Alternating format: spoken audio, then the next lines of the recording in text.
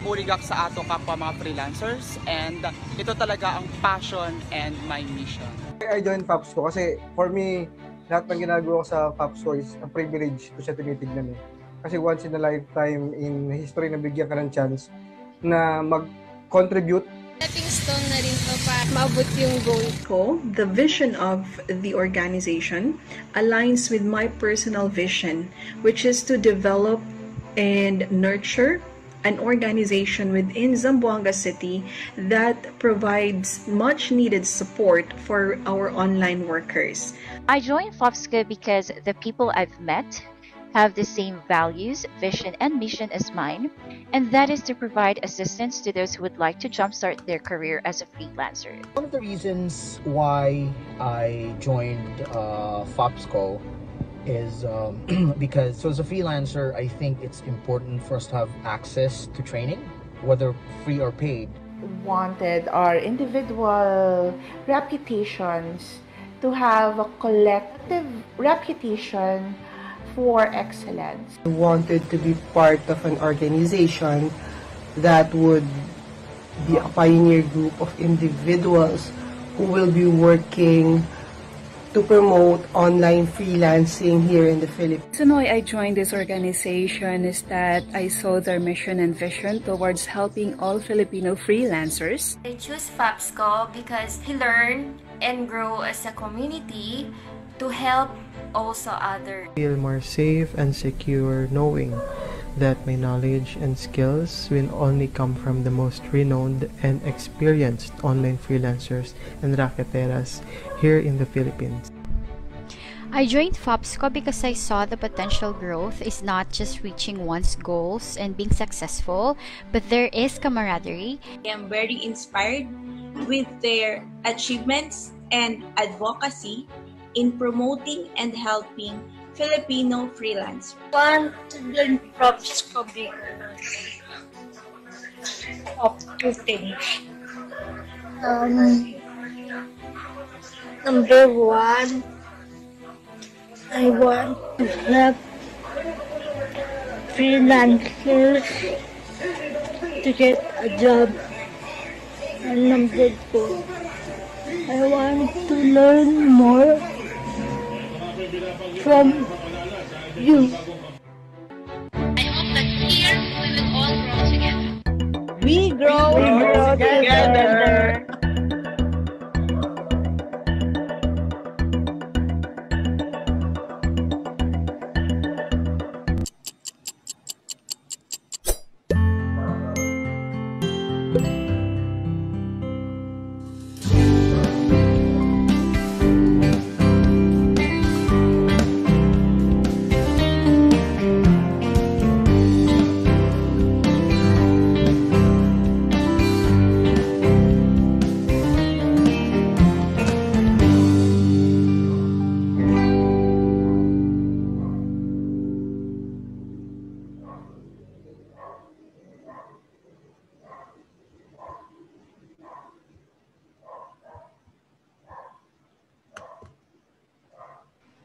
Hi everyone, good evening!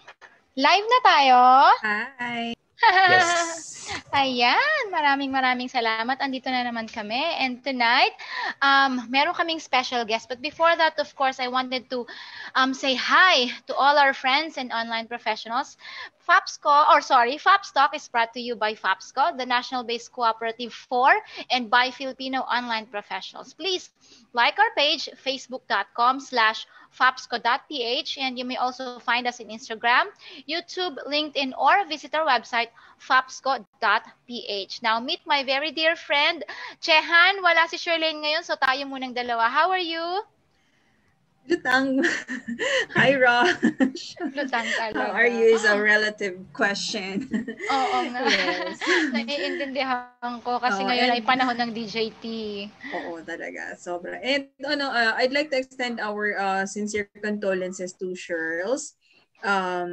Just focus na lang on your family for now, Shirls. Kami na bahala dito. Good evening, everyone. Hi! Na-miss nyo ako. Na-miss nyo kami. Wala kaming live episode last week. So, I'm sure ang mga fans natin na-miss tayo. Maka-fans talaga. Oh, fans! Feel na feel. Alright. Pero magpapasalamat muna ako sa FAPSCO Media kasi nandyan pa rin sila kahit tayo pagod na at sila rin dahil kasama rin sila sa DJT. So nandyan pa rin sila. Maraming salamat sa inyo for making this FAPS Talk episode a special one kasi meron tayong magandang ano bang tawag doon? Layout. Ayan. O, diba? So, i-introduce ko na si Eds ha kasi excited na ako, Jehan. Yes, go. Sorry, Yeah. nakamute pala ako. Nakamute. Okay lang. Well, I'd like to introduce to you a very dear friend, which is a very vital person sa Digital Jobs PH program, especially dun sa Luzon area. Siya po ay, na-meet ko siya parang 2 or 3 years ago and mula noon, parang di na kami naghiwalay. Parang lahat ng mga DJT projects ay napagkikwentuhan namin, napag-uusapan, and then nakakapag-collaborate kami, especially nung nabuo ang FAPSCO. So katulong namin sila sa pagbubuo ng mga events. Ganun ka-supportive ang DICT, especially of course, Mr. Eds Miranda. Siya ang aming special guest for tonight. Eds, you can turn your camera on and say hi to everyone. Hello, good evening po. Good evening po sa lahat. Good evening, Miss Rosh. Good evening, Miss Jehan. At saka po sa mga nanonood sa ating FAPS Talk for this evening. At saka po, salamat din po sa FAPSCO sa pag-invite po sa akin ngayong gabi. Ayan, ang gwapong friend naming si Eds. Eds, kwentuhan mo na kami. Can you tell us a little bit more about yourself and paano ka napasok sa DICT? Balita ko may magandang kwento doon eh. May kinikwento sa akin si Jeff. Oh, may kinakwento ba si Sir Jeff? Ano ba? Yeah, I'm Edriel Miranda. I am a graduate of Bachelor of Science in Information Technology, major in Network Administration. I graduated at Holy Angel University. So, I am a Kapampangan. So, karingan pong Kapampangan ken, maya pabengi po kakayungan, numatin man. So, I am from Pampanga. So, I graduated from HAU, and then my first job is actually from the Department of Science and Technology, Provincial Science and Technology Center of Pampanga. So, before I graduate, I took the civil service exam, and I had a deal with myself na if I pass the exam, then I'll go directly, or I will apply directly to a government office. That's why doon ako napunta sa DOST. No, and then from DOST, my mentor there, Ms. Shay Kembao, introduced me naman to ICTO, which was the former name of the ICT. So ICTO is under DOST. No, so sabi ko kasi I would like to work in a government agency that is aligned with my course. So since I'm an IT graduate, and there is an ICTO office, or the Information Communications Technology Office under DOST, I applied. Okay, and then God's grace and the favor of the Lord na napasok ako. I got the item. I got regularized by the ICTO back then, and then months after June 6, 2016, nag-convert na kami into a DICT, naging full-blown department na kami. And then, I was assigned in Luzon Cluster 2. Previously, I am from the Tarlac Province, the Tarlac Provincial Office of DICT, hanggang sa napunta ako sa Bataan, DICT Bataan. So, ayun, parang that's the story paano ako napunta sa DICT. So, I really wanted to work for the government. Kaya again, nakamute ata kayo, Israel. Oo nga. Parang kakaiba yun, Eds. Kasi yung iba, ayaw sa government, pero ikaw gusto mo. Ano yung nandun sa government na gusto mo? Yung service ba? Yung culture? Yung purpose? First is siguro the service. No? Parang sabi ko nga minsan, I don't know if I am getting a little idealistic with this, but parang I wanted to serve. No? I wanted to serve the people. I wanted to serve the public.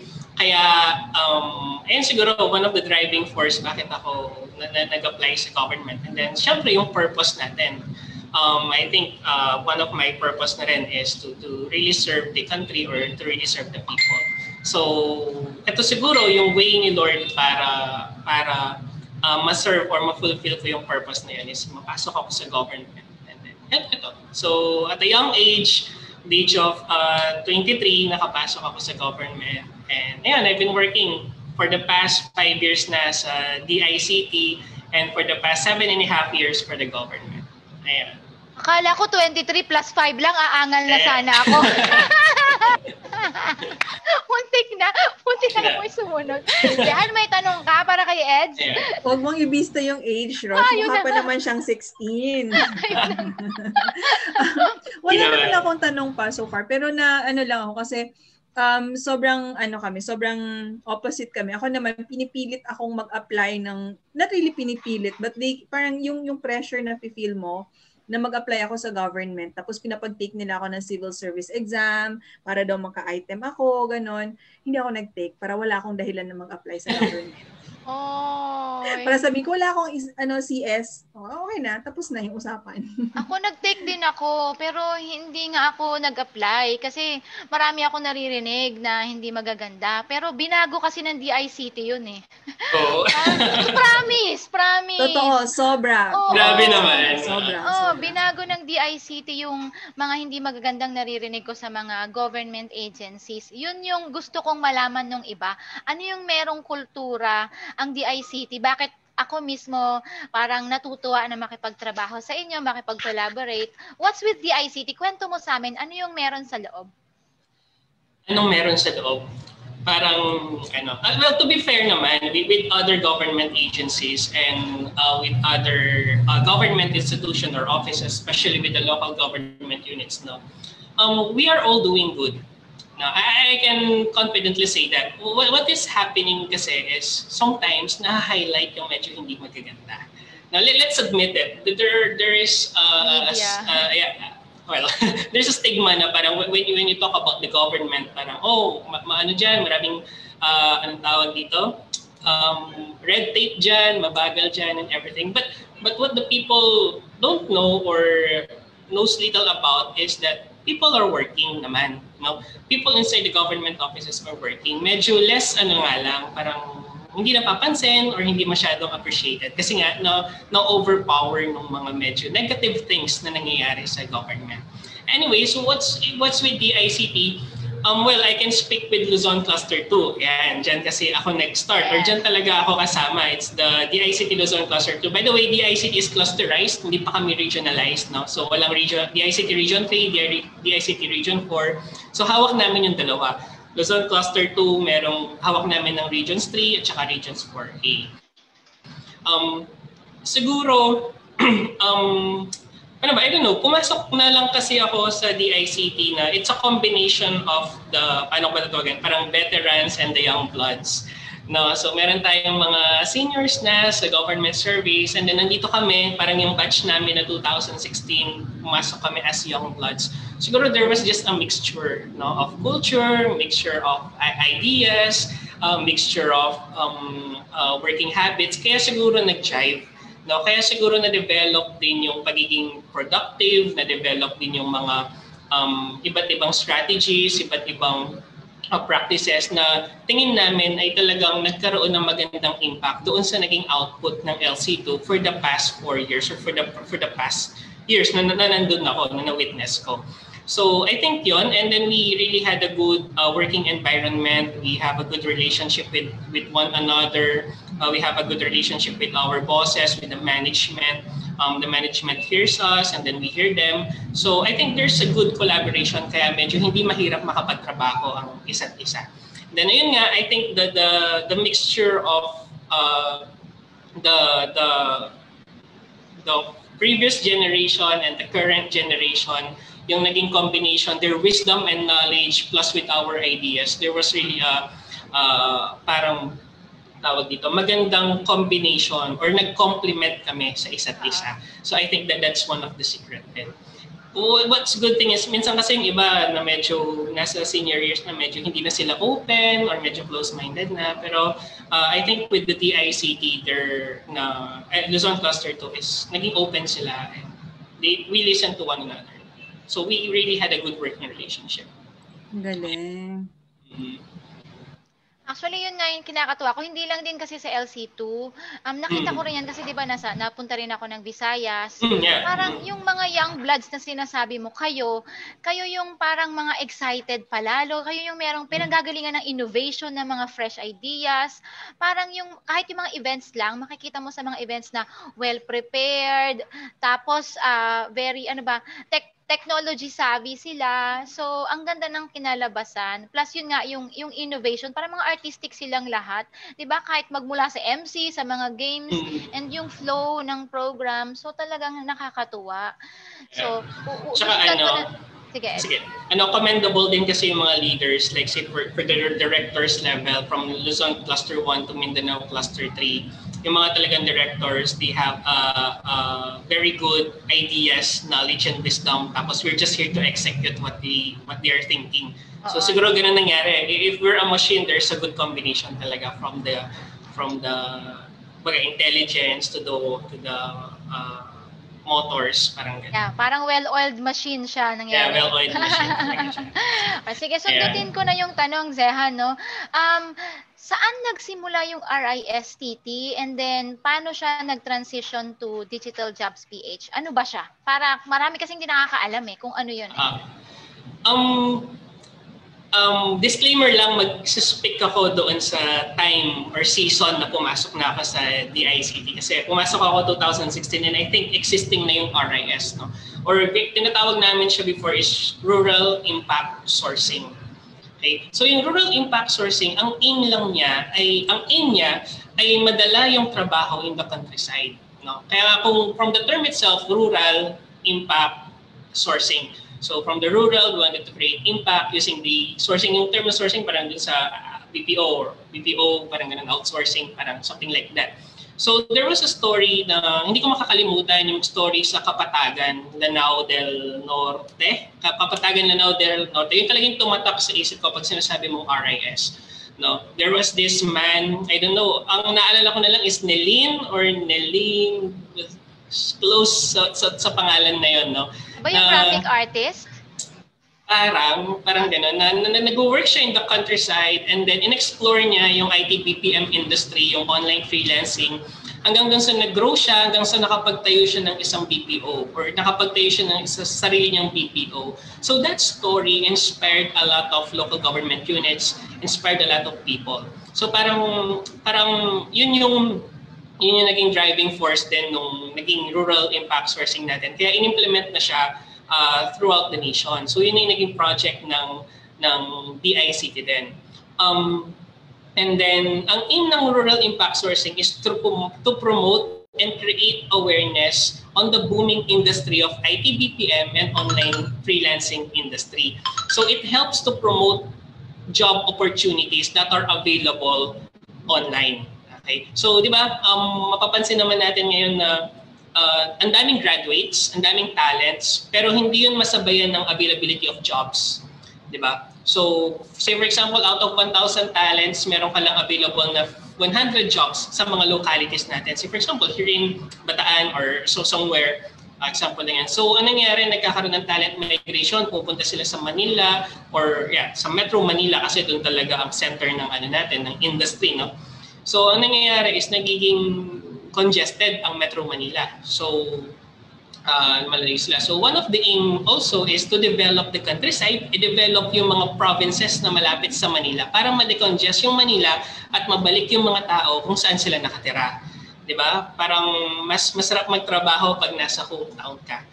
Okay. Yeah. So, parang ganun na naging tema. So, that's why we are really promoting the countryside development. No? Yun yung naging drive natin. And isa nga dito ay yung industry ng online freelancing. So dalawa kasi yan. First is the IT BPM industry. So we encourage the LGUs to participate in the Digital Philippines parang program kung saan we are helping them to develop their localities para maging siyang next destination of foreign locators or IT BPM locators. And then isa nga itong RIS, ito naman ay pinopromote namin yung availability ng online freelancing industry. So maraming nagrereklamo na wala silang trabaho, walang ma-provide na trabaho yung gobyerno. And I think this is one way where DICT can help or to solve the unemployment problem in the country. This is to train people or to create awareness with the people na merong ganitong industry. So under the Rural Impact Sourcing Program, parang nagkakaroon kami dati ng roadshow eh. Wala pang trainings noon, it's more on roadshow. Kapag sabi mong roadshow, we will go to one area, pupunta kami sa isang area na yun, tapos mag-invite kami ng speaker, na iba't ibang speaker, and then they're just testifying on what is the career in online freelancing. So, andun sila. Tapos, ini-encourage na yung mga bata or mga tao na i-try and i-explore yung mga bagay na yun. So, siguro, nakita ng management na it's not enough na magkaroon lang ng awareness, no? Kaya doon pinanganak yung Rural Impact Sourcing Technical Training or the RISTT, wherein hindi lang enough yung awareness, so mag-train tayo. Let's train people, no? Para ang tawag dito, mas ma-appreciate nila, para mas matuto sila, para mas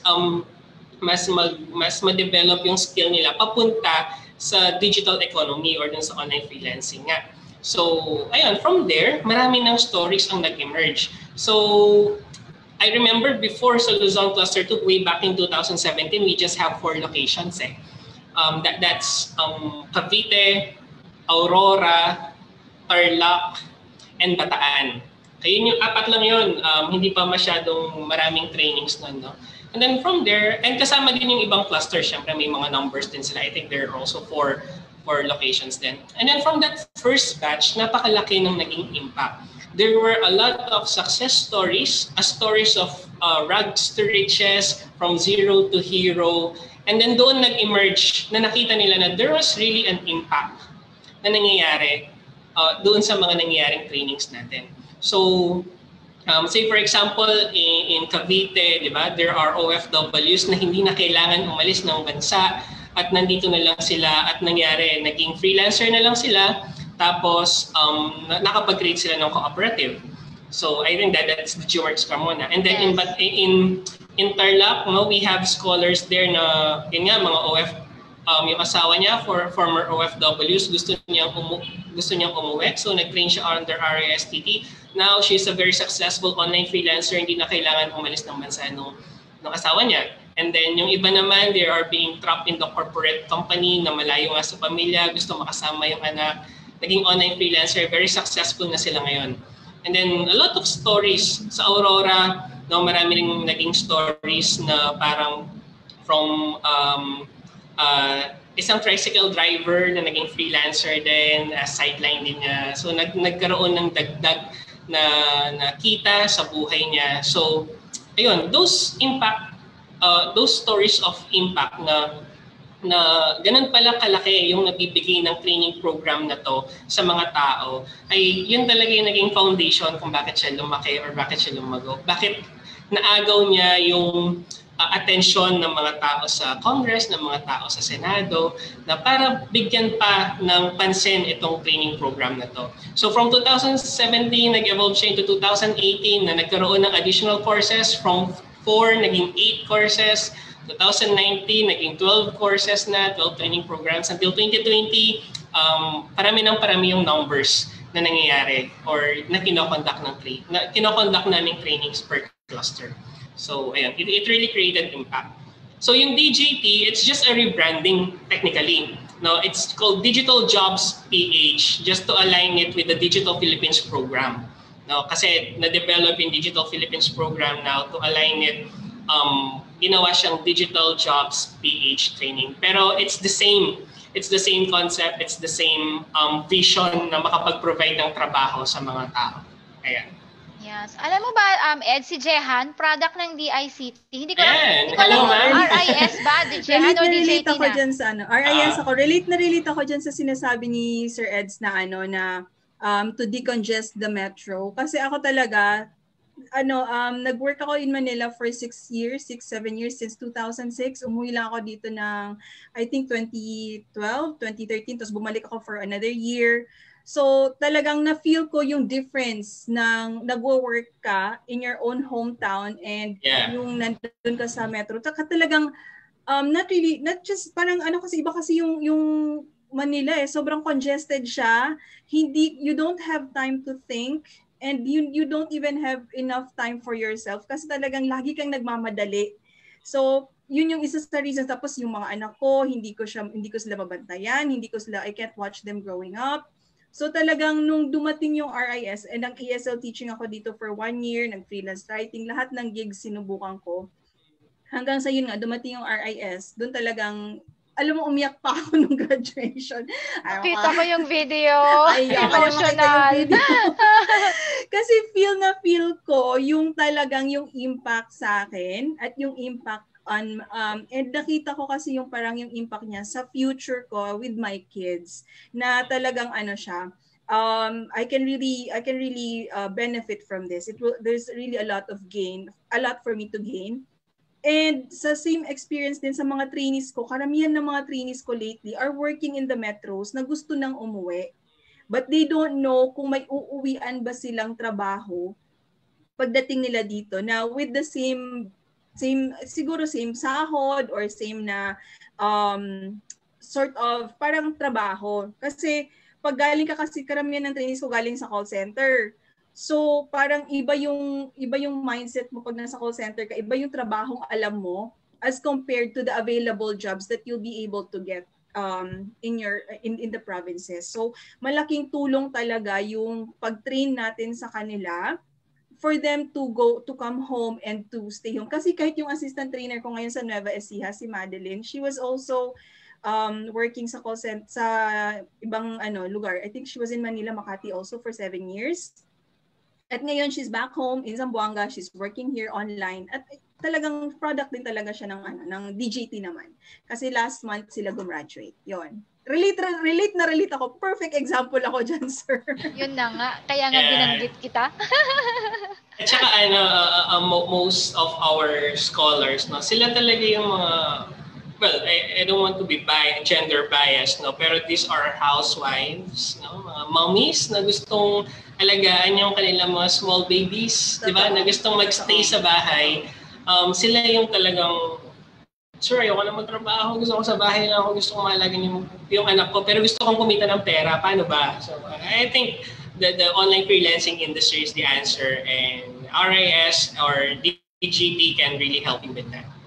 Yun lagi yung sinasabi ko.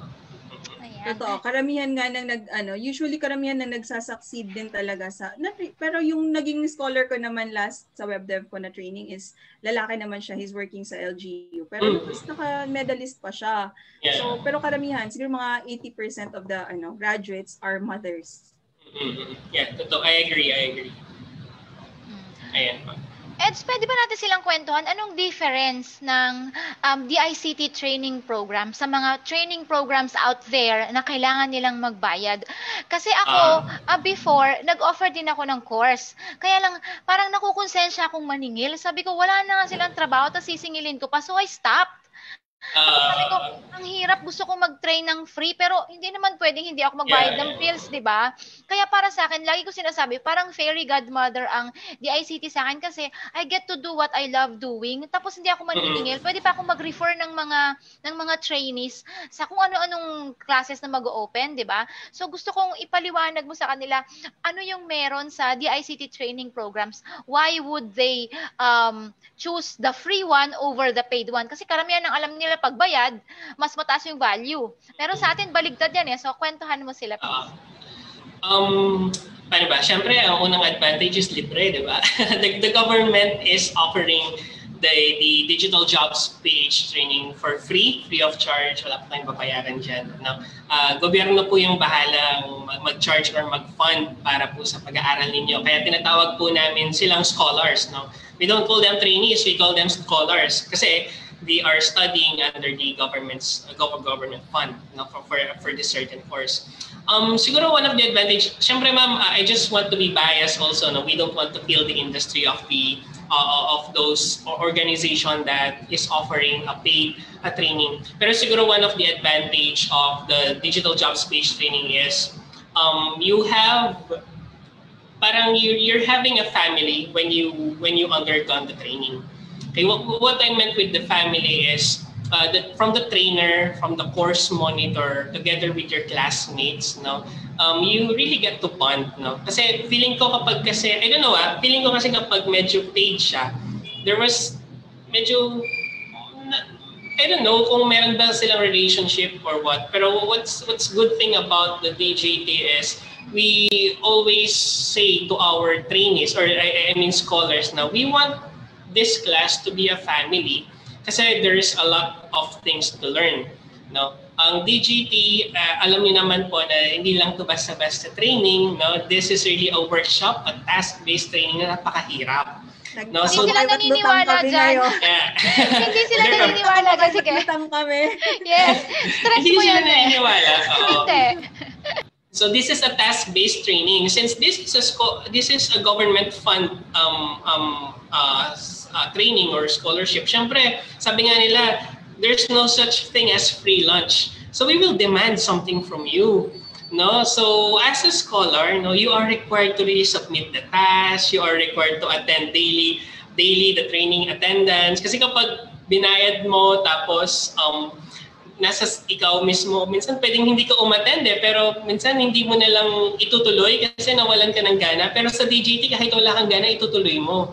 You know, kasi there are people na ini-encourage ka talaga na magtuloy. Kasi ang trainers po natin, these are not just trainers na parang they're just doing this for the sake of job, no? They're doing this because of passion also, no? So I commend all the trainers po ng DJT, ng Digital Jobs Page Training na I know you're not doing this just for the sake of doing it. You're doing it with passion kasi gusto niyo silang matulungan. So I think there's that factor na tinutulungan niyo talaga yung bawat estudyante na matuto at magawa yun. Kaya kahit anong mangyari, ako bilang scholar minsan, no, parang makukonsensya pa ako grabe naman yung effort ng trainer namin, tapos ako wala akong ginagawa. No, so there is that factor. And yun nga, sinasabi ko kanina, it's a relationship, it's a family, kasi you get to bond with one another, you get to know one another, nakaka-develop ka ng friends. And then, what's good about it is, after the training is, para kayong high school classmates na magkakakilala pa din kayo. No, so hindi nawawala yung bond. Hanggang dun sa yung isa makakuha na ng client, there's a referral. So there is this kind of, para bang naging, para siyang naging, anong tawag dito, chain reaction. No, na I am inspired, so inspire kita, so inspire mo yung isang tao. So there is this factor na I think nag-e-exist sa ating Digital Jobs PH training. Before the pandemic, nangyayari po ito in partnership with the local government units. So DICT will conduct the training, tapos si LGU, siya yung mag-provide ng pagkain para dun sa mga trainees natin. So this is really a full-funded scholarship. Imagine mo, natututo ka na, libre pa yung pagkain mo. Take out yun, Ed. Yeah, may take out pa, di ba? So that's morning snacks, lunch, tapos afternoon snacks. So talagang parang inaalagaan namin kayo. So inaalagaan natin yung mga scholars natin. So I think yun yung next part para sa kanila to continue the training, para talagang mag-thrive harder, para ibigay nila yung best nila para matapos na yung training. I think that's a factor. So yun, I think yun yung advantage natin with the paid classes or sa ibang classes na doon kasi ako naririnig din before na parang, sir, nagbayad ako ng ganito pero medyo konti lang yung natutunan ko. Sir, nagbayad ako ng ganito kalaking halaga pero parang kulang. So parang I'm wondering, ano kaya yung kulang? Baka naman kasi ikaw mismo sa sarili mo, you're not just parang hindi ka lang masyadong into it pa kasi ikaw lang mag-isa. No, ikaw lang mag-isa, wala kang kasamang, wala kang napagkokopyahan, wala kang napag-aano, di ba? Kasi usually yung mga ganyan online lang din, di ba? Madalang lang din yung face-to-face classes sa kanila, online din lang. So with the DJT, with the ICT people, with the trainers, we really train them to be a family or there's an existing relationship habang natututo sila. And yes po, matrabaho po ang DJT. Sobrang daming tasks. Ilan ba tasks natin ngayon? 13 tasks? 14 tasks na kailangan mong i-submit? 20? 18 ang 18. Pinakamababa. Pinakamababa. 18, So, 18 tasks. 20, and then 37. Ayun, diba? So, ganun kadaming task. Paano mo matatapos yun kung ikaw mag-isa? So, ayan. Nandiyan yung mga trainers natin, the ICT people, to encourage you para matapos yun. And susuplayan namin kayo ng mga kwento ng success. Susuplayan namin kayo ng mga inspiring stories para ma-inspire kayo na alam nyo saan kayo papunta, alam nila saan sila papunta. Diba? Kasi may mga trainings na, okay, ginagawa ko to. Pagkatapos nito, ano gagawin ko? No? So, hindi ganon. No? In DJT, yeah, for our cluster, for sa mga hinahawakan naming classes, no? Talagang sinasabihan namin sila ng stories of success, encourage namin sila with stories of motivation para talagang parang ma-encourage sila na, okay, after this training, ito yung pwedeng mangyari. And the good thing about DJT is these are real stories. Hindi lang po natin gawa-gawa. Hindi lang gawa-gawa ng government na meron ganitong success, hindi lang scripted, no? These are real stories. And for Luzon Cluster 2 alone, there are a lot of stories. What more nationwide from Luzon Cluster 1 to Mindanao Cluster 3? There are a lot of real stories of success na nangyari dahil dun sa training na to. So I think that's one of our advantage. Yes. Sehan, may tanong ka? Kasi alam ko, galing ka dyan eh. So baka meron kang gusto itanong kay Eds? Wala namang tanong, pero ano lang, nakikita niyo ako tumatango-tango. Sobrang relate lang talaga ako sa sinasabi ni Sir Eds. Pero is it too soon ba for us to ask kung anong magiging future ng DJT? Because we're really concerned about that. Ako personally, I'm really invested in this training. Pag nasa training ako, I really give my 150% to it. Talagang sinisigurado ko yung success ng scholars ko. So, what's the future for DJT? What's the future for DJT? Disclaimer lang ulit, I'm not in the position to to answer directly na ang DJT po magtutuloy yan hanggang ganitong taon. So I'm not in that position because there's a top management na magde-decide nun. Pero I will answer you in this way. No? For me, DJT is not just a project na meron siyang ending. No? It's a program that all of us can create, and all of us can execute. For me, kasi ganun ng DJT. In case man, no, knock on wood, na mag-end ang DJT program under DICT, yung mga trainers, yung mga kagaya natin, mga DICT employees, they can always ask the local government units, they can always ask the non-government organizations or other agencies, or in their own initiative, can conduct a DJT. So parang hanggat merong Miss Rosh, hanggat merong Papsco, hanggat merong DigiWorks na willing magturo sa mga tao, DJT will live forever. Parang for me, I see it that way, di ba? As I've mentioned kanina, yung mga trainers, minsan di ko na rin nakikita na they're just doing it as a job. They're doing it for passion. So ayan, ang dami na rin naming trainers na, ma'am, libre muna, ma'am, wala kaming pambayad, ma'am, ano muna to, para sa bayan muna to, kasi gusto natin tumulong. So, with that kind of setup, with funding or not, I think DJT is always there. No? If there's just one person na mag-i-implement siya or ika-craft niya yung program na yun, ipopropose niya sa local government units or sa kahit anong organization na willing mag-pondo, DJT will always be there. For me, I see it that way. I see it that way. So sa atin nakasalalay, Rosh, ganon. Hindi naman. Sa atin, sa Popsco, at sa mga trainers. Mga trainers, nananawagan po kami. Hindi naman. Galingan natin. Alam, baka ma-quote si Sir Ed. Hindi. Nakakatuwa. Kasi, totoo yun. Nakita ko yung mga success stories na mga naging stable na freelancers, naging yumaman talaga sa industriya, di ba? Kumita ng dollars. Meron din naman yung iba mga naging trainers katulad ni Jehan. O, di ba? Meron ba sa iyong mga bumabalik, Eds? Yung personal experience mo?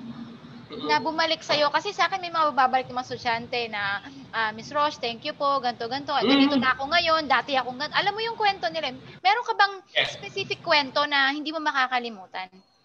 Yeah, I have, yun nga, binabanggit ko kanina, no? I have stories from Tarlac province, no? So, siguro I'll mention her na lang. Hindi ko alam kung pwedeng sabihin yung pangalan. Pero one of my scholars, or one of the DICT scholar in Tarlac province, no? Dati siya sa corporate world, tapos yun nga, sa Manila din. So, same story na gusto niya umuwi sa province, no? Nag-apply siya for RIS noon with the hope na matuto siya talaga ng freelancing at magstay siya sa bahay. And 3 years after, mag-message siya sa akin, what I have right now, kung ano meron ako ngayon, that's thank you, DICT.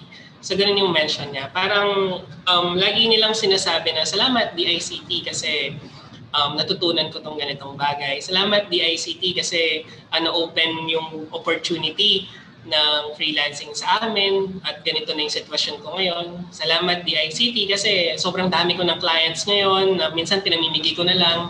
So salamat DICT kasi tawag dito, I get to stay at home lang, no? At kumita ng pera. So yeah, there are a lot of stories, hindi lang sa akin, I'm sure sa mga ibang provincial heads din, sa ibang provinces, sa ibang clusters na maraming nagpapasalamat din sa program na yan ng DICT. Ikaw, Jehan, personally, I'm sure marami ka ring estudyante. They don't really come back to me to specifically say na thank you to the training and all that. Pero ako mismo nakikita ko yung success nila. Kasi yung mga ibang trainees ko were still in communication naman with each other. And nakikita ko talaga na they're really growing on their own. And nag-aano na sila natututo na sila to stand, natuto silang to stand on their own feet, but at the same time yun nga yung network nila with each other talagang strong pa rin, na sila mismo nagtutulungan para maghanap ng mga gig. Like may yung sa isang training ko kasi dito, may isang grupo sila, they're all working for a TV station na. Nung una, dalawa lang yung isa yung na-hire for marketing, and then sinama niya yung partner in crime niya, and then ayun, sinama na rin nila yung iba pa nilang mga kasama na lahat. Oo, hinakot nila. Tapos ang talagang nakikita ko sa kanila, nandun sa kanila yung sa lahat ng DJT na classes ko, nandun yung spirit of helping each other, especially inuuna nila yung mga alam nilang talagang kailangan ng work. Yung gano'n, talagang nandun yung wala yung, kasi yun yung lagi kong sinasabi sa kanila, do not compete with each other, collaborate. And thankful naman ako kasi talagang nagko-collaborate sila, naghahakutan sila, minsan nagtutulakan pa sila, ikaw na dyan, meron na ako, ikaw na dyan, busy pa ako, yung gano'n. So, that's what I'm thankful for. That's why I'm really, sa DJT, I'm really talagang 150%. Oo, actually may gusto rin akong i-share sa lahat. Just last week, meron isang estudyante na nag-reach out sa akin na nagti-thank you siya dun sa training program ng DJT. EDS, teacher siya ng high school teacher. Ang tinuturo niya ay, alam mo yung, parang elective. Yung mga computer subjects ng high school, yung fourth year, third year, fourth year, fifth year high school students. Tapos syempre hindi naman, alam naman natin sa mga private school, hindi naman ganun kataasan ng income. Tapos ang asawa niya kailangan, nasa Pampanga naman, kailangan magtrabaho, nasa norte siya, Ilocos siya. So ang layo nila, hindi sila nagkikita, tapos meron silang 2 anak. Tapos, mababa ang sahod. Nung may DJT program, nakita niya yung opportunity. Nag-leave talaga siya, Jehan. 2 weeks yung training, 2 weeks siyang naka-leave, 2 weeks siyang nagpapaalam kasi ayaw payagan. So 4 weeks yung training namin. 2 weeks siya na parang sinashuffle niya lang, may nagre-reliable sa class. So yung 2 weeks, last 2 weeks nag-leave talaga, sabi niya, inubos ko mamang leave ko. Wala akong pakialam kahit walang matira. Totoo yun. And then like 3 months after, nag-resign siya sa pagiging teacher. Ito nga yung sabi ko kay Sir Merlin, baka maubos yung iba. Magalit sa atin ng DepEd. Nag-resign siya kasi ready na siya. Nag-start siya syempre $5 an hour. Tapos nag-7, tapos nag-10. EDS, ngayon nasa 15 na siya. May client na siyang $15 an hour. Oo. At meron na rin daw siyang 20. Take it or leave it na siya kasi wala daw siyang pakialam kasi everyday daw meron daw siyang invites. Imagine! Nang talagang diba? Yeah. Yun ang magandang kwento. Pero same din yan kasi yung isang trainee ko nagsabi rin, kasi final assessment namin sa Friday, nagsabi rin siya, ma'am, last week pa ako nagpa-file ng leave. ayaw akong payagan, ngayon lang talaga na-approve saktong final assessment. So, di ba, parang nandun din yung commitment nila. Yeah. Talaga gustong matuto nila. Oh, Eds, diba? Nakakatuwa. Yun yung mga stories na gusto kong ma-highlight kasi hindi lahat kaya yung training. Yung iba, umpisa pa lang sinusukuan first week pa lang, di ba, nauubos, nalalagas, which is normal naman sa mga DJT scholars. Hindi naman kasi talaga para sa lahat. Para sa lahat, Eds, during your, anong bang tawag doon, yung pre-assessment, pag namimili kayo, but can you tell us sino yung mga taong feeling nyo magtutuloy? Totoo bang pag sinabi, ito magtutuloy to, ito hindi to. Meron ba kayong ganon? And then ano yung conclusion mo dun sa experience nyo sa pre-assessment? Ano ba?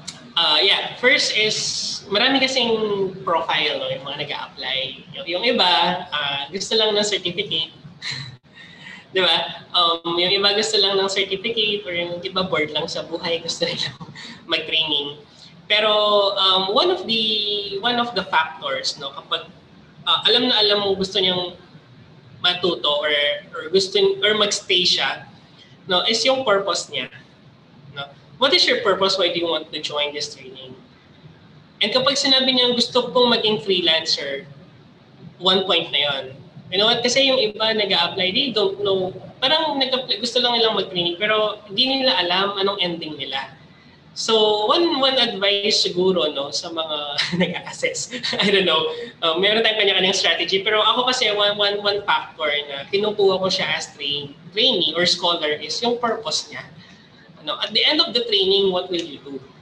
At the end of the training, what do you want to become? Kapag sinabi niya, I will live my work, I will live with my daughter. Kapag meron siyang ganong purpose, or meron siyang ganong reason, I think yun yung malaking factor bakit siya mag-stay.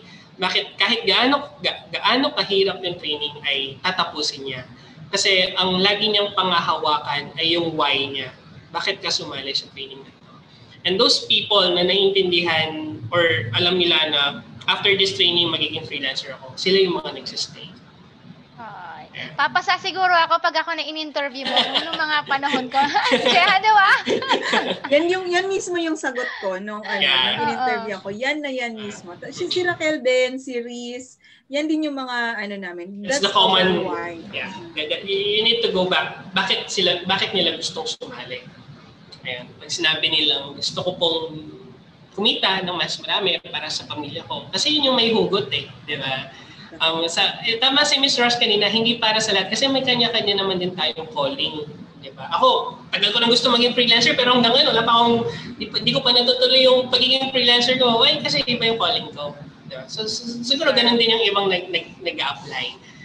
So, ayun lang naman yung comment ko dun sa pre-assessment. Ayan. Naalala ko meron tayo, Ed, sa Bataan. Nanay yung mag-i-exam, nahirapan yung nanay, yung anak yung tinulak. Pasa naman siya, Gerald. Oo, siya ang aming chatbot wizard. Ang taray, tinanggal ang template, magulo daw. Gumawa ng sarili, tapos mas magulo yung kanya. Magtatanong pa sana ako kung ano yung funniest ninyo. May mga funny moments ba kayo sa DJT training? Sa mga, so far sa ilang taon nyo na nagdi-DJT, ano yung mga funny moments na talagang sa tingin nyo is nagdagdag ng buhay sa training? Funny moments? Teka lang, medyo mahirap yung tanong. Sa dami ng pinuntahan kong RIS na program.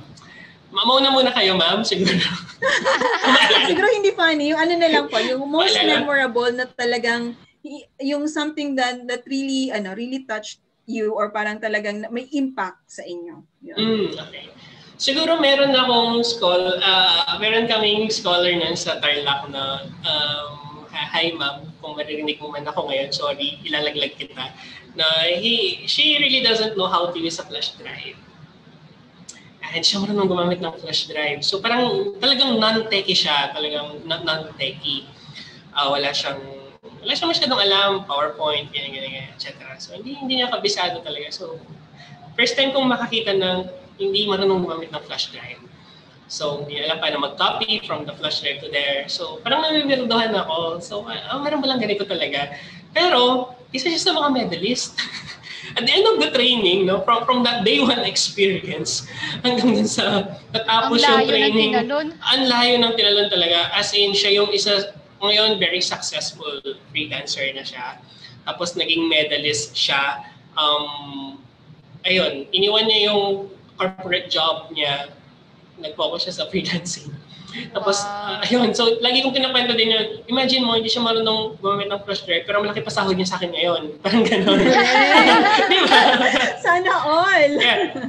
Nung nasa Tarlac ako, kinukwento ko nga lagi sa kanila, dati kayo yung nililibre ko ng coffee, kayo yung pinapakain ko, pero you know, after a year, ngayon ako na yung niyayaya ninyo para mag-coffee, ako na yung kinakwentuhan ninyo ngayon ng mga inspiring stories. So yung mga ganun, mas magaling na kayo sa akin ngayon. Yung parang ganun, yun yung mga siguro memorable moment ko na nakaka-touch talaga, na nakaka-inspire din. Stories of success. Ayun, yun yung sa akin siguro. Yes. Ikaw, Jehan, meron ka ba? Shoutout na lang sa mga trainees ko. Kung gusto nyo maging memorable kayo sa akin, ilibre nyo rin ako pag meron naman, marami akong memorable. So sa RIS, from RIS to DJT, marami akong memorable moments. Talagang yung isang client ko, yun nga, yung isang trainee ko na nag-medalist, umabot sa point na talagang mas nagamay niya yung FB ads kesa sa akin kasi yun na yung talagang pinocus niya. Social media marketing yung yung training nila. Tapos after ng training, talagang nag-focus siya sa FB ads and I think he's earning a lot. And nabanggit niya rin sa akin na parang thankful din daw talaga siya sa training kasi dahil yung pinaka kasi, karamihan ng nagsasucceed din sa trainings ko is matagal na silang nag-a-apply online, matagal na silang may mga Upwork na profile, pero hindi sila makakuha-kuha ng client, which is the same case sa akin, na hindi makahanap-hanap ng client kasi nga parang they were missing something. Sabog pa yung profile no? Yes. So nung after nila, ito yung isang trainee ko ngayon, after a few days lang siyang nag-take nung training, nagkaroon na siya ng work and sinabi niya na, ma'am, 1 year kong inaayos yung Upwork na profile ko. Ngayon lang siya na-approve. Salamat sa'yo. Salamat sa training talaga. Tapos after a few days, may trabaho na siya and sabi niya, he's really grateful kasi ang laki ng sahod. So talagang yun yung mga ganong kwento na, oh my God, I'm really on the right track here. Yung mga ganon. Na feeling mo talagang you're doing something right. Yung ganon. Ako may gusto akong i-share. Last week lang, sa class ko, sa Binangonan Class Eds, merong isang estudyante ron na nag-apply siya. Hindi ko maalala kung sa Upwork din yata, True Lancer. Ang nag-a-apply, ang marunong sa graphics asawa niya. Pero yung asawa niya hindi kasama sa training. So sabi niya, sige ako may profile, ako mag-a-apply. So siya ang nakipag-usap. Ang trabaho, graphics. So technically, in-outsource niya sa asawa niya yung graphics. Nakakuha sila ng first gig, 2 days nilang ginawa. Bali 16 hours total, $7 kaagad. Wow. Diba? So sa tuwa nung asawa niya, sabi niya, kumuha ka pa ng iba, ikaw na lang ang mag-apply. So si estudyante ko, diba? Estudyante ko, medalist agad yun. 5 days pa lang after nagsimula yung campaign. Siya yung pangalawang nakakuha ng client. Pero buy one, take one sila, Eds. Hindi naman trainee yung husband eh. Pero dahil nag-train yung asawa, di ba? May mga ganun tayong experience di ba? Na pati yung asawa, nakukuha natin. Nakaka-cascade yung blessings sa family, actually. Minsan tinuturuan na lang yung asawa eh. Ano lang gawin natin sa buhay. Sabay na lang nilang ginagawa no? Yes, di ba? Ay nako, marami pa tayong gustong pagkwentuhan, kaya lang kailangan muna natin mag-Fap Stock, Eds. Hindi tayo walang Fap Stock. Jehan, ready ka na? Gusto mo mauna? Sige, go. Fap Stock tayo. Alam niyo naman na yung concept nito, Kwento ko na sa kanya. Go ahead. Okay, go. Sige. Ay, nag-open pa yun. Wait lang. Ikaw na mauna, Rosh, kasi nag-open pa. Sige. Mabilis, Eds. Walang isip-isip, ha? Yeah, walang isip-isip. Alright. Wine or beer? Wine. Morning or night person? Morning. Online, number 1, online tools you can't live without. Facebook. Regular home office attire. Polo shirt. Where do you go when you get bored or tired? Lalakad lang ako sa plaza dito. Oo, kasi ang ganda, no? Malapit lang. Alright, your turn, Jehan. Okay, what would your pet say about you if we asked for a reference? Gwapo po siya. Pwede. Okay, describe your life using film titles.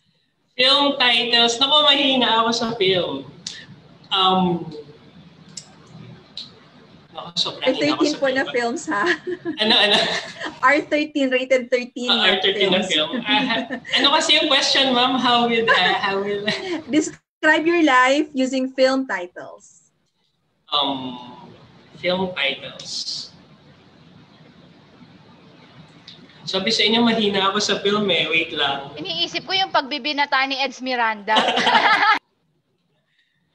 Siguro, if meron man title na Blessed Life, siguro, yun siguro, I will describe it as a blessed life. Ganda. Okay. Next, if your life is a book, what's the title? Diba? Ayan, hindi ako mahilig sa movie, di rin ako mahilig sa book. So, siguro, Living by Grace. That will be the title of my book, Living by Grace. Who or what keeps you motivated? Yeah, my girlfriend. Hello. She always keeps me motivated. Yeah, okay. Sino pa ba? Ayan. Tsaka yung trainees po, sir, di ba? Yung mga, success stories ng trainees. Yeah. Ako pa yung nag-supply ng sagot. Yun na po yan. Okay, back to you, Rosh. Thank you. Sige, Eds, meron ka bang gustong iwanang mensahe sa kanila, sa mga gusto pang matuto, sa mga nagdadalawang isip mag-apply, sa mga natatakot, kung kaya ba nila? What can you tell them? Well, if talagang porsigido or you really want to change career or mag-shift career and explore the industry of online freelancing, don't hesitate to apply as a scholar under the Digital Jobs PH training. No, kasi kanina pa namin pinag-uusapan, it changes life and it will change yours. Talagang mababago yung buhay mo kapag sineryoso mo tong technical training na to. And ayun, yun siguro, Miss Rosh, no? Life-changing po yung training.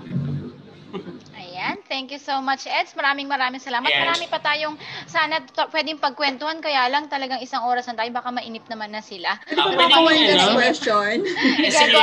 May 6 minutes pa tayo. One last question. Yeah. So, if you had to do things over again, would you still take the job that you have now, or meron ka bang ibang preference na sana dito na lang ako pumunta na work? Yeah, I'm satisfied with what I'm doing right now, and kahit paulit-ulit yung ginagawa namin, as long as there are people that we inspire, we became the bridge between the people's need and the government's program. I will not get tired of offering the DICT or the government services to the people. So I will keep this job over and over again. Sabi nga po sa inyo kanina, it was a God-led purpose. It was a God-led job. I know I was placed here for a certain purpose that only God has allowed. So I think that's it. Yun yung kaibahan pagka si Eds yung katrabaho mo, ramdam mo na talagang sobrang 100% siya, hindi na natutulog yan, talagang bumabiyahe kahit minsan hindi naman niya na kailangan, ganun talaga. In fact, Jed, gusto kong ibalik yung tanong sa'yo.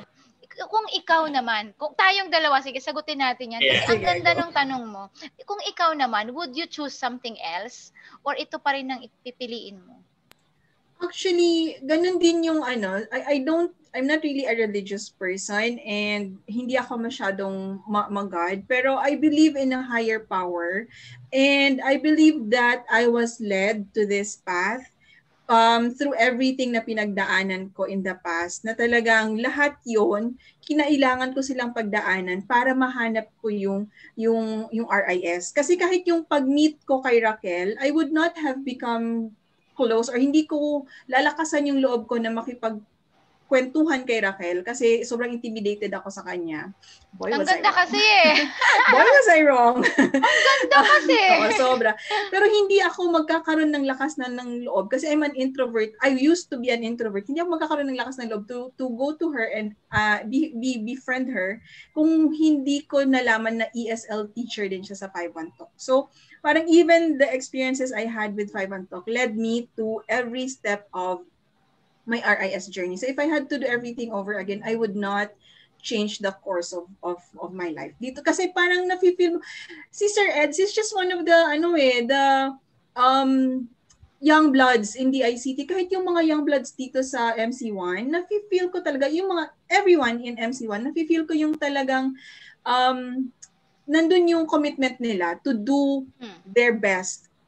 Kahit sobra-sobra na yung ginagawa nila beyond what they are paid for, beyond Abono minsan. Yes, sobra. Nakita ko yun sa mga travels, sa mga overnights namin sa final assessment. Nandun talaga yung commitment to the people, which is something na talagang I never thought I would see in a government office. But thank you to the ICT, talagang nabago yung yung perception ko. Yun. Oo. Actually, ganun din ako. Yun din yun. Matagal na kasi ako naghahanap ng business sa bahay. Hindi ko alam na merong online industry na nag-exist. Pero nung nakita ko siya, sobrang thankful talaga ako. Tapos, itong training. Kaya nga, di ba, lagi kong term, fairy godmother sa akin, si DICT. Kasi I get to do the things I love. Tapos, I get to share. Parang, sobrang hindi lang siya shooting 2 birds in 1 stone. Di ba? Parang doble-doble talaga siya. And then, right now, nakamit ako ng mga tao na pareho kasing passionate ko. Pareho nung, 'di ba? Pareho ng purpose na gusto mong mangyari. Sama-sama tayo sa FAPSCO. And then yung DJT, yung mga graduate ng DJT, pinagsasama-sama natin sa FAPSCO para after they graduate, hindi sila mawawalan ng suporta. Nandito pa rin tayo, especially the trainer. Kumbaga meron pa silang support group na mapupuntahan, mas lumalaki yung family. So yun yung kagandahan, 'di ba? And I am really very thankful for that. Yes. Ayan, group hug. Acknowledge acknowledge ko lang yung mga DICT personnel from Luzon Cluster 1 to Mindanao Cluster 3. Ayan, pagod na pagod po sila sa pagbibigay service sa ating mga mamamayan, especially with several programs ng DICT. Nandiyan ang Free Wi-Fi team, nandiyan ang Tech for Ed team, nandiyan ang EBPLS team, nandiyan ang ILCDB team. Yung DJT po, or yung IIDB team, yung DJT po, isang strand lang yan. Yeah, isang maliit lang yan po sa services ng DICT. Pero marami pa pong ma-offer na training, several trainings and programs and services ang Department of Information and Communications Technology. And syempre, hi din sa mga boss ko sa Luzon Cluster 2, Director Ray, ayan, sina Ila and Andrea, hello. Sila yung mga kasama ko na magpagod dito sa ating. Yeah, magaganda. Nakasama ko magpagod para po ma-deliver ng maayos itong training na to. And syempre, sa lahat ng kasama ko sa Luzon Cluster 2, salute to all of you kasi patapos na tayo sa DJT. Yeah, ayun lang po. Thank you, Edzo. Sagarin na natin mula Luzon Clusters 1, 2, 3, Visayas Clusters 1 and 2, and then MC 1, 2, and 3. Maraming salamat sa inyo sa mga director ng DICT. Kung hindi po dahil sa inyo, wala yung mga success stories na yan kasi alam namin nagpagod kayong lahat.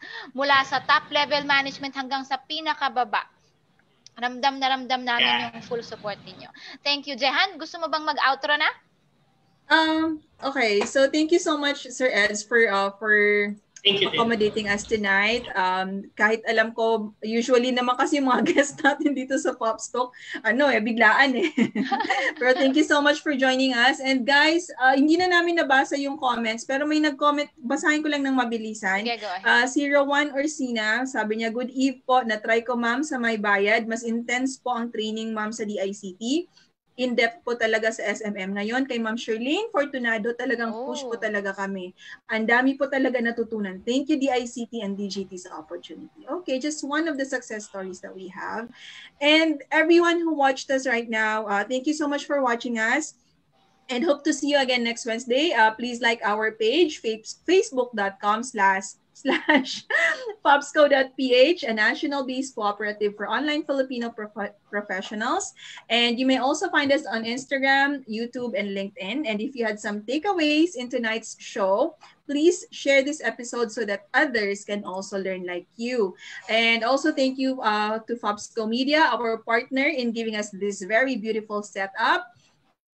Join us again next week for another show with another... Rosh, announce na natin. Christmas special natin next week. Go ahead. Okay, join us po for our Christmas special next week. Masaya po ito. We're trying to come up with online games na pwede nyong i-join. So kayo, Sir Eds, if you're gonna be watching, join po kayo sa online games. So we will see you all next week, guys. And to our Fopsco family, let's keep growing together. Thank you so much for watching. Thanks, Have a good everyone. night. Thank you, everyone. Thank you, Ed. Bye.